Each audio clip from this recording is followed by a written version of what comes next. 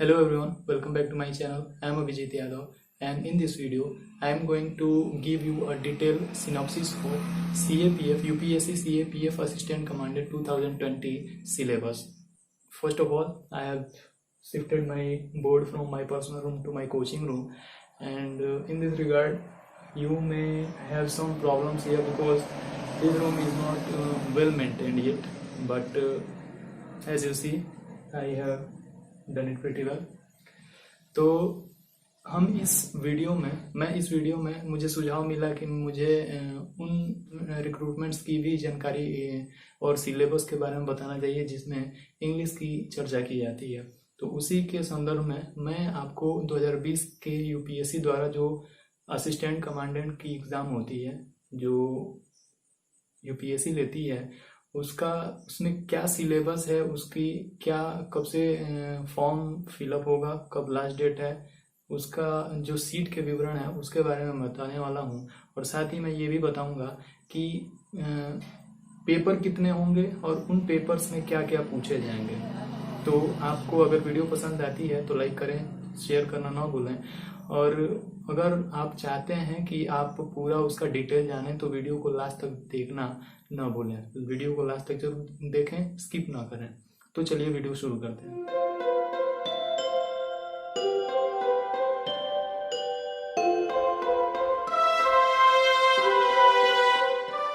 दोस्तों, सबसे पहली बात ये है कि ये फॉर्म फिलअप कब से होगा, ठीक है। तो फॉर्म फिलअप का मैं पहले ही डेट बता चुका हूँ, लिख चुका हूँ यहाँ पे, सारे डिटेल्स मैंने लिखे हैं यहाँ पे कि फॉर्म फिलअप जो होगा बिगिन हो रहा है वो 18 तारीख से शुरू हो चुका है, ठीक है।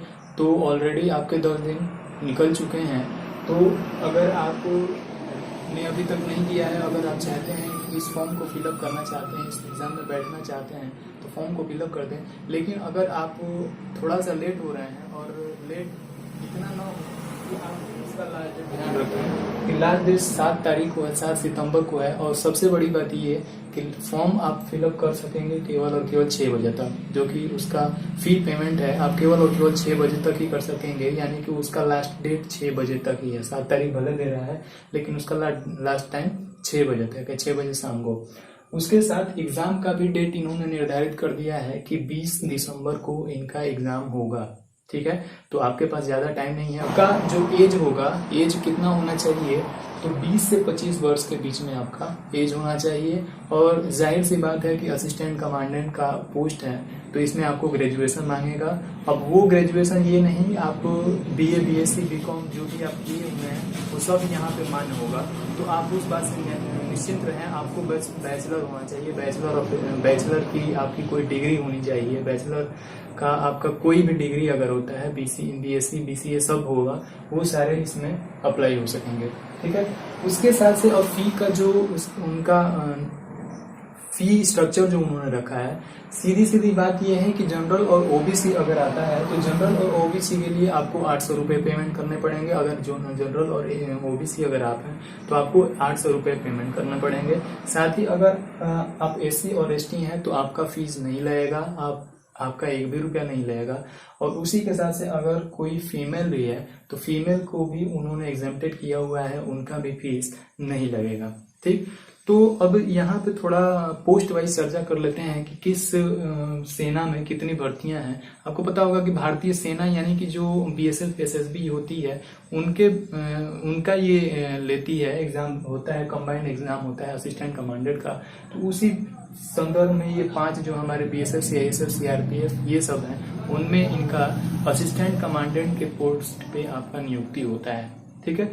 तो इसमें बीएसएफ के लिए सीट सबसे ज्यादा है 78, सीआरपीएफ के लिए सबसे कम 13, सीआईएसएफ के लिए हमारा 69, 69, आईटीबीपी के लिए आपका 27 और एसएसबी के लिए आपका 22 सीट है, ठीक है। तो अगर आप भरना चाहते हैं तो आप जल्दी करें, सीट टाइम उतना बचा नहीं है। आपको केवल और केवल 7 तारीख को 6 बजे तक ही आपको समय मिलेगा। तो अगर आप भरना चाहते हैं तो जल्दी से इसको भर दें। अब इसी के बाद से इतना जब हमने सीट का विवरण देख लिया तो मैं आपको ये भी बता दूं कि इसका जो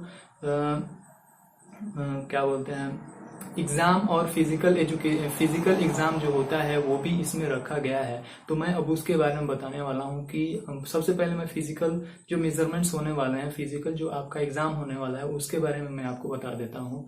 तो वीडियो अगर आपको पसंद आ रही है तो लाइक करना ना भूलें, वीडियो के साथ बने रहें। अब जो फिजिकल एग्जाम होने वाला है उसको देखिए कि कैसे क्या है। तो यहाँ पे फीमेल और मेल के लिए मैंने डिवाइड किया है जैसे उन्होंने दे रखा है। तो सबसे पहली बात आती है कि हाइट क्या होगी मेल के लिए और फीमेल के लिए। तो मेल के लिए हाइट आपकी होनी चाहिए 165 सेंटीमीटर। वहीं पे अगर आप फीमेल हैं तो आपका 157 होना चाहिए, 157 आपकी सेंटीमीटर आपकी हाइट होनी चाहिए। दूसरी चीज़ आती है कि मेल्स के लिए, जो भी मेल हैं उनके लिए चेस्ट तो मेजरमेंट होना ही होना है। तो चेस्ट का मेजरमेंट जो होना चाहिए नॉर्मल आपका होगा 81 सेंटीमीटर और फुला के उसको जो होगा वो होगा हमारा 86। और फीमेल के लिए नॉट अप्लीकेबल। 100 मीटर की रेस होनी है आपकी, तो अगर आप मेल हैं तो आपको 16 सेकेंड में दौड़ना पड़ेगा 100 मीटर।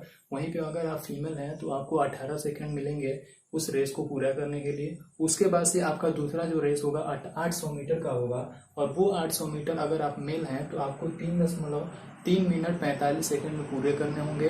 वहीं पे फीमेल्स के लिए ये दिया गया है कि अगर फीमेल हैं तो फीमेल्स के लिए 4 मिनट 45 सेकेंड का समय दिया गया है। उसके बाद से जो लॉन्ग जंप आता है, लॉन्ग जंप में मेल्स के लिए, लड़कों के लिए 3.5 मीटर और लड़कियों के लिए 3 मीटर।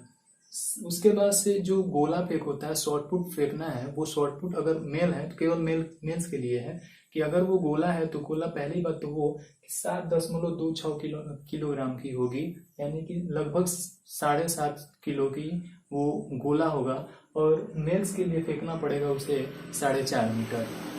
ठीक है, ये था हमारा फिजिकल मेजरमेंट का बात। पहले ध्यान रखें कि आपको एग्जाम देना पड़ेगा। एग्जाम देने के बाद से जो पेपर 1 पेपर 2 होंगे, एग्जाम देने के बाद से आपके फिजिकल मेजरमेंट्स होंगे। ठीक है, तो अब मैं आपको बताने जा रहा हूँ पेपर का सिलेबस क्या है, पेपर होगा कैसे, कितने पेपर्स होंगे। तो वीडियो को अंत तक जरूर देखें, वीडियो के साथ बने रहें। अब बात करते हैं सिलेबस की। तो सिलेबस आप इस तरह से देखें कि आपके 2 पेपर होंगे। ठीक है, दोनों paper, first paper second paper, तो दोनों पेपर्स का टाइम क्या होगा। तो फर्स्ट पेपर अगर है तो फर्स्ट पेपर आपका होगा 10 बजे से 12 बजे तक, और सेकंड पेपर जो होगा वो होगा आपका 2 बजे से 5 बजे तक। अब यहाँ पे ये जानना जरूरी है कि ये फर्स्ट पेपर और सेकंड पेपर अगर हो रहे हैं तो इनका नेचर कैसा है। आप इस बात को समझें कि अगर फर्स्ट पेपर है तो फर्स्ट पेपर आपका टोटली ऑब्जेक्टिव होगा।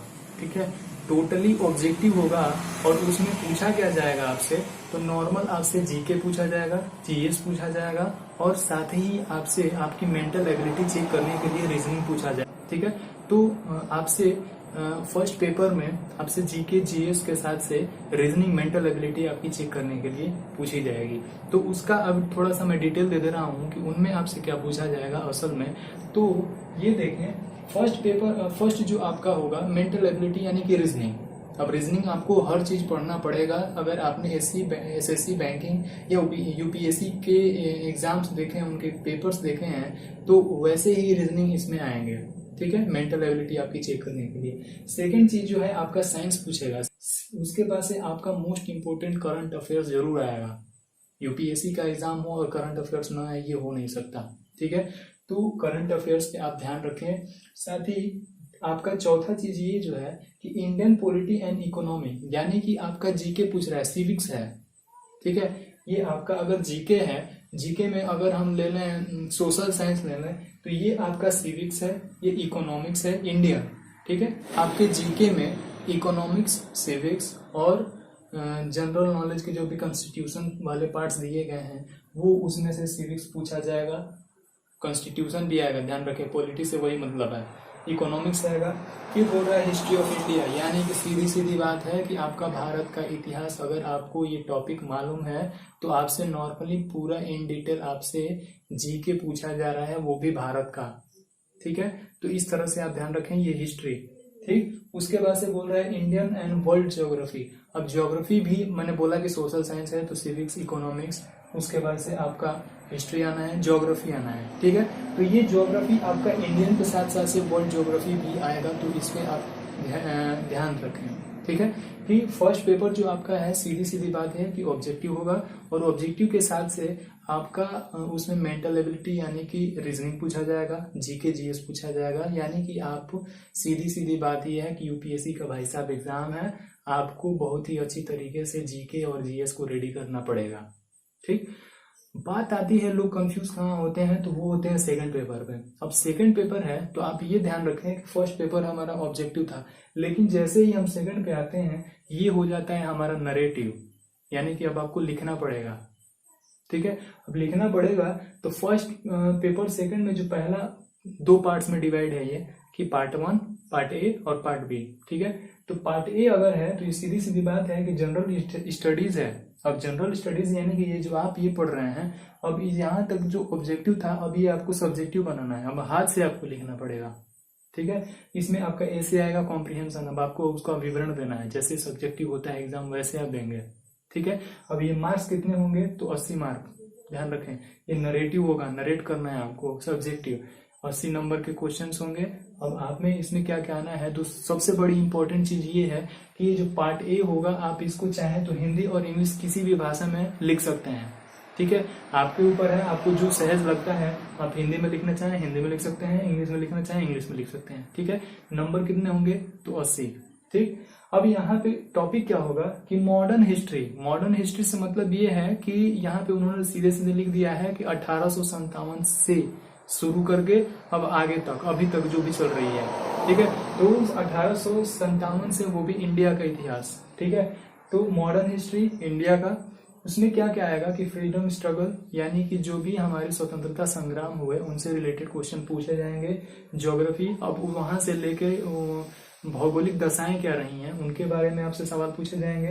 पॉलिटी, कौन कौन सी घटनाएं हुई। अब मान लेते हैं कि आपसे एक सीधे सीधे सवाल पूछ दे कि भारत की स्वतंत्रता संग्राम में जालियांवाला बाग हत्याकांड का क्या असर पड़ा, ऐसे मैं बोल रहा हूँ, तो उसको आपको सब्जेक्टिव बनाना है। तो पॉलिटी उस सेंस में, आर्थिक समस्याएं क्या आई, आर्थिक कंडीशंस क्या थी उनके बारे में। Knowledge of security and human rights issues and analytical ability. अब यहाँ पे आपसे ये पूछा जा सकता है कि ह्यूमन राइट्स के संदर्भ में कौन कौन से बाधाएं आई और उनके लिए आपका विश्लेषणात्मक परीक्षण किया जाएगा कि अगर कोई टॉपिक दे देता है तो आप में आप उस पर क्या, आपका क्या मत है, आप क्या बताना चाहोगे। ठीक है, तो वो एनालिटिकल एबिलिटी आपसे चेक की जाएगी। पार्ट बी आती है तो ध्यान रखिएगा, पार्ट बी सीधे सीधे हमारा इंग्लिश पे डिपेंड है। यूपीएससी असिस्टेंट कमांडेंट का एग्जाम है। ठीक है, इंग्लिश आनी चाहिए। ठीक है, इसीलिए मैंने ये वीडियो भी बनाया है कि असल में जब मेरा इंग्लिश पढ़ाने का टॉपिक रहा है, मेरा चैनल इंग्लिश पढ़ाने का है, तो मैं ये भी बताऊं कि कौन कौन से एग्जाम्स में इंग्लिश का इम्पोर्टेंट रोल रहता है। तो इस में आपका पार्ट बी जो आ रहा है, सीधी सीधी पहली चीज, पार्ट ए जो था हमारा, आप उसमें हिंदी और इंग्लिश में लिख सकते थे, लेकिन पार्ट 2 में आते ही आपको ये भी नरेटिव है हमारा, लेकिन वो केवल और केवल आप इंग्लिश में लिखेंगे, केवल और केवल इंग्लिश में। इसके भी मार्क्स जो है 80 मार्क के, 80 मार्क के होंगे। अब यहाँ पे आपसे पूछा क्या जाएगा, कॉम्प्रिहेंशन। ठीक है, कॉम्प्रिहेंशन के साथ से आपकी writing and communication skills check की जाएगी कि आप अगर मान लेते हैं कि अगर लेटर ही लिखना है तो आप किस तरह से लिखते हैं, आप अपनी भावनाओं को कैसे व्यक्त कर पा रहे हैं। ठीक है, आपका ग्रामर चेक किया जाएगा, आपका ग्रामर सही है नहीं सही है। ठीक है, उसके बाद से आपका कॉम्प्रिहेंशन पैसेजेस, कॉम्प्रिहेंड आपका नॉर्मली कहने का मतलब ये है कि आपसे ऐसे लिखवाए जाएंगे। ठीक है, अब ये बात ध्यान रखें कि ऐसे किस चीज से होंगे, तो जो हाल फिलहाल में बहुत ही ज्वलंत मुद्दे रहे हैं, जो बहुत हाईलाइटेड टॉपिक्स रहे हैं, उनसे रिलेटेड पूछा जाएगा, उस पर आपका मत लिया जाएगा कि आप क्या सोचते हैं। उसके बाद से आपका डेवलपिंग काउंटर आर्ग्यूमेंट्स, यानी कि अगर मैं कोई बात कहता हूं तो आप उसके विरोध में क्या कह रहे हैं, ये पूछा जाएगा। ये जो यानी कि यहाँ पे जो आपका ऐसे वाला टॉपिक है, वही ऐसे चेक करने के लिए यहाँ पे काउंटर आर्ग्यूमेंट आपका क्या है। अगर टॉपिक है, यानी कि मैं अगर कहता हूँ कि मैं भारत की नई जो नीति है उससे सहमत हूँ, तो आपका उस पर अटैक क्या है, इसको आपको इन राइटिंग देना पड़ेगा। यानी कि आपको उस पर आपका क्या विचार है, विपक्ष में आप क्या बोल रहे हो, इसको चेक करने के लिए ये चेक किया जाएगा। और साथ ही आपका सिंपल ग्रामर चेक किया जाएगा, यानी कि मैंने जैसे ही पहले ही बोला कि आपका सिंपल ग्रामर यानी कि लैंग्वेज स्किल्स चेक की जा रही हैं कि आपका एबिलिटी क्या है, आप इंग्लिश जानते हैं नहीं जानते हैं, आप किस हद तक जानते हैं, आपकी राइटिंग स्किल्स कितनी सही हैं, उसको चेक करने के लिए उन्होंने पार्ट बी में टोटली इंग्लिश को ही लिया है कि आप इंग्लिश में ही उसको लिख के हमको बताएं कि आपकी एबिलिटी क्या है। ठीक है, तो ये था हमारा असिस्टेंट कमांडर 2020 का सिलेबस और पेपर का एनालिसिस। ठीक है, कि पेपर कैसे कैसे आएंगे, मैंने उनका इन डिटेल सारी चीज़ें बता दी कि आपका फिजिकल मेजरमेंट होना है तो कैसे होना है, फिर स्ट्रक्चर क्या रखा गया है और लास्ट डेट क्या है। तो लास्ट डेट पे ध्यान रखें कि लास्ट डेट हमारा 7 तारीख को 7 सितंबर को केवल 6 बजे शाम तक ही है। अगर आपने अभी तक नहीं भरा है तो जल्दी करिए। ठीक है, और साथ ही ये पेपर्स का डिटेल था कि पेपर में आपसे क्या पूछे जाएंगे। तो मुझे आशा है कि आपको ये वीडियो पसंद आई होगी। अगर आप भविष्य में ऐसी वीडियोस चाहते हैं तो मुझे कमेंट सेक्शन में ज़रूर बताएं, और आप ये भी बताएं कि आपको कौन से एग्ज़ाम से रिलेटेड आपको ऐसी वीडियोस चाहिए, तो मैं उन पे भी वीडियोस बता दूंगा। आप ये बात ध्यान रखें कि मैं ग्रामर पे वीडियो बनाने के साथ साथ इन बातों पे भी वीडियोस बनाऊंगा, क्योंकि बहुत सारे लोग ये सारी चीज़ें इंग्लिश में दी होती हैं, लोगों को समझ नहीं आती, मैं उनको बताने के लिए ऐसे हिंदी में यहाँ पे बता दूंगा। तो अगर आपको पसंद आती है, आप चाहते हैं इन फ्यूचर मुझे ऐसी वीडियो में देखना, तो मुझे कमेंट सेक्शन में ज़रूर बताएं। तो आज के लिए इतना ही, मिलते हैं अपनी अगली वीडियो के साथ, तब तक के लिए जय हिंद।